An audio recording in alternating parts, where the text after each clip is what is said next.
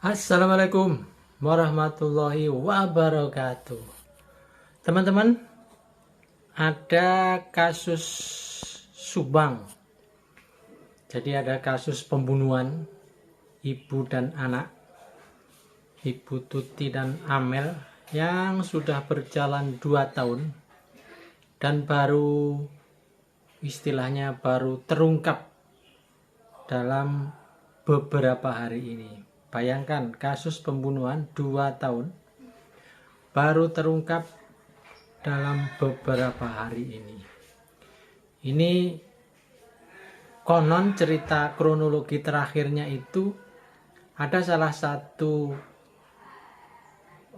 yang terlibat, bukan terlibat dalam artinya orang yang berada di lokasi pembunuhan itu yang akhirnya datang ke Polda Jawa Barat, menyerahkan diri dan memberikan keterangan tentang sebuah peristiwa yang terjadi di kasus Subang, yaitu di kasus pembunuhan ibu dan anak, Ibu Tuti dan Amel anaknya. Nah, dari peristiwa ini ada sebuah pertanyaan menarik. Kalau ada sebuah kejadian seperti ini kemudian terungkap, ini sebenarnya siapa yang pinter? Polisinya yang pinter atau pelakunya yang lagi sial? Nah, ini sedikit aja menyoroti para kawan-kawan baju coklat ini di dalam menjalankan pekerjaannya. Memang ada istilah-istilah yang kurang enak ya, yaitu misalnya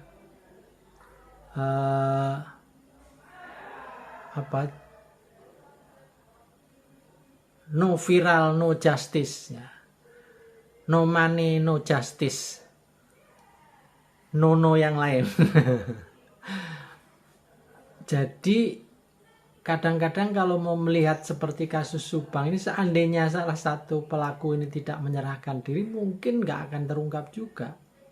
Jadi di sini mungkin pelaku yang lain atau pelaku utama menjadi sial gara-gara ada salah satu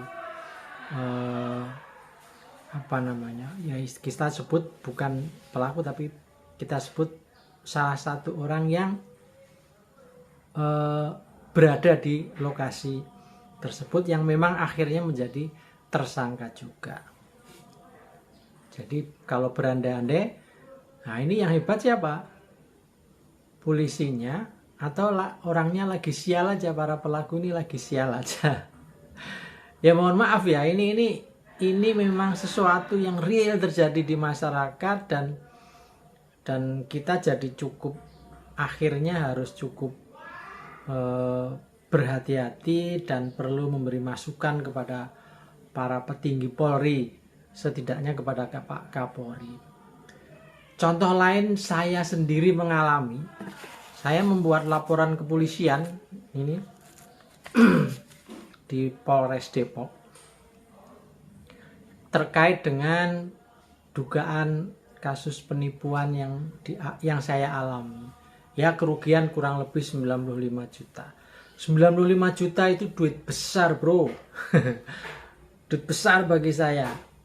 Dan saya pusing 7 keliling. Ini saya membuat LP ini sudah dari tahun 2002. Februari 2002 dan sekarang sudah Oktober 2023. Jadi saya sudah mendapat surat pemberitahuan perkembangan hasil penyidikan, kemudian surat pemberitahuan dimulainya penyidikan, tapi ya hanya surat. Progresnya saya bingung, nggak ada. Bahkan ketika saya ketemu penyidik, itu malah disuruh nyari sendiri orangnya. Kalau sudah nyari, silahkan ngomong ke penyidik, kemudian untuk diproses. Jadi di sini saya juga gimana ya, kerja polisi kok begini, gimana itu ceritanya. Artinya barangkali ada gium atau istilah no money no justice, no viral no justice, ini jadi berlaku dong kalau begitu caranya. Kebetulan ini saya alami sendiri.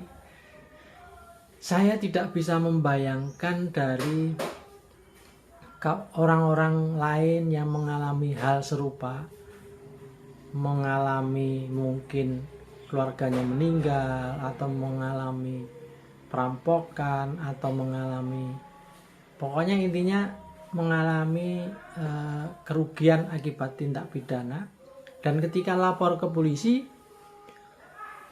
tidak mendapat respon yang memuaskan. Nah, barangkali kasus yang agak terakhir yang ramai dan viral juga kasusnya Ibu Ida di Surabaya yang mempunyai suami ternyata wanita.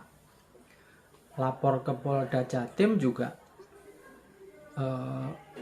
tidak direspon dengan baik, dan akhirnya ibu itu jengkel dan akhirnya minta tolong kepada banyak sekali podcast, akhirnya viral. Baru ditanggepi. Jadi kalau polisi no viral no justice, ya mohon maaf, ini sudah mendekati kiamat hukum di Indonesia. Moga-moga saja tidak, harapan kita semua tentu tidak. Termasuk saya sendiri. Nah, ini saya mencoba akhirnya harus membuat video ini. Sebenarnya ini saya tahan-tahan. Ya, melapor ke Pak Kapolres Depok bahwa saya punya kasus, sudah membuat LP dari tahun 2022. Ini nomor SP2HP-nya itu B438-Romawi Res 1.11-2022 Reskrim.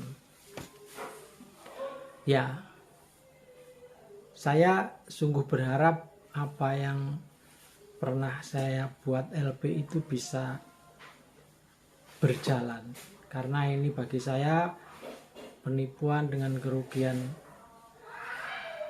lumayan, hampir 100 juta. Ini tentu bukan hal yang sedikit.